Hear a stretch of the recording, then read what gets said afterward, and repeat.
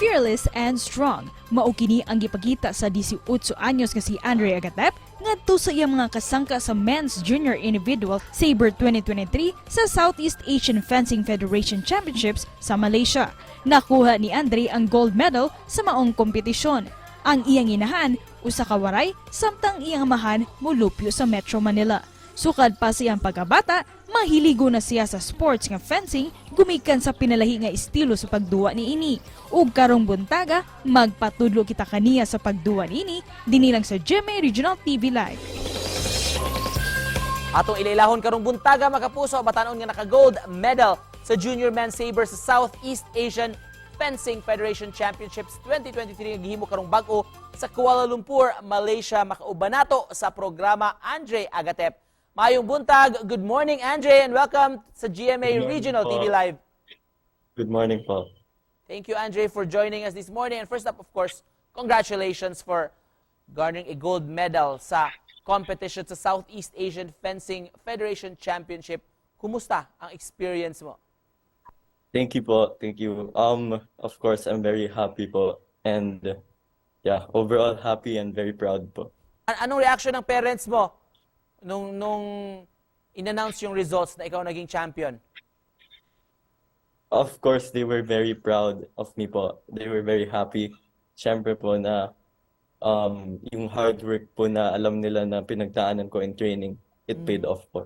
Sino-sino, Andre, ang mga nakalaban mo dito at paano mo sila tinalo? So, yung ano po, yung sa nakalaban ko po dito sa SEAF are Southeast Asian fencers po talaga.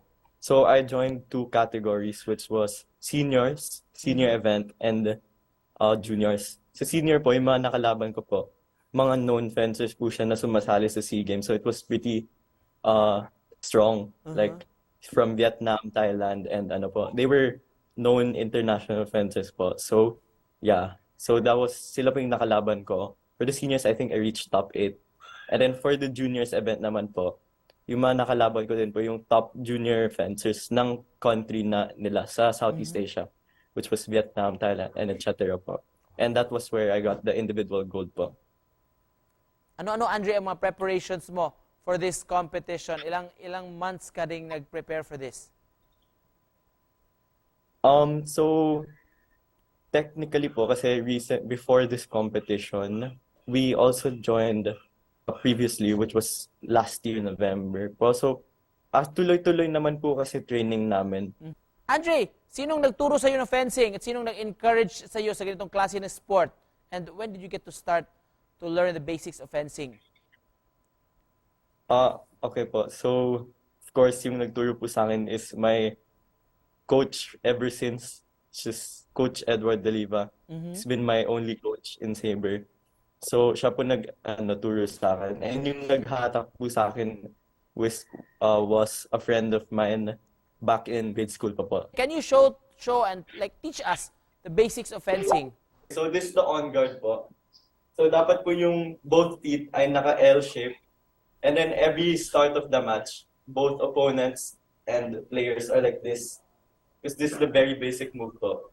And then, if you move forward, this one, you raise it, and then you move forward like that po. That's called the forward. Then retreat po is like that. Because mahaba po yung fist, and then the two of you, you keep moving back and forth po. And then when you attack, this your arm, you stretch it, and then this one, you lunge it pa forward. So that's what you call a lunge. Parang ganyan po. Para maabot niyo po yung opponent. Yes po. And then, when you're defending, syempre po both of you, pares po kayo may espada. Correct. So, when your opponent strikes an attack, the simplest defense that you can do is to parry it or like to block the attack. So, you parry and then you hit him again. So, those are the few basic moves po in fencing. Wow. In my discipline, which is Sabre. Aside from Yes, po. fencing, Andre, ano pang ibang mga sports na kinahiligan mo right now? Oh, right now po, of course, basketball. I'm a fan, especially in the U app. I follow it sa Ateneo, like all the games I've been watching, even in person. Just to close this conversation, maybe ask for your message sa ating mga viewers this morning. Okay, for the viewers po, if I just wanted, wait, can I just say thanks Yeah. first? Okay, I'll say thank you to my coaches, Coach Ed, Coach Ramil, to everyone, and then to my parents, of course, who've been showing support, and to my teammates, everyone, like, they've been beside me po talaga as we grew to better athletes. And then for those who are interested in joining fencing or trying, please do so. Please try. I know it's not a common sport, or you might be scared in trying if you get hurt, but don't be, because you never know if you love it. So yeah, yun lang po. Wow. Alright, thank you so much for joining us this morning, Andre, and congratulations sa iyo sa iyong achievement sa sport. Mga kapuso, Andre Agatep. Thank you, Andre. Thank you po. Thank you so much.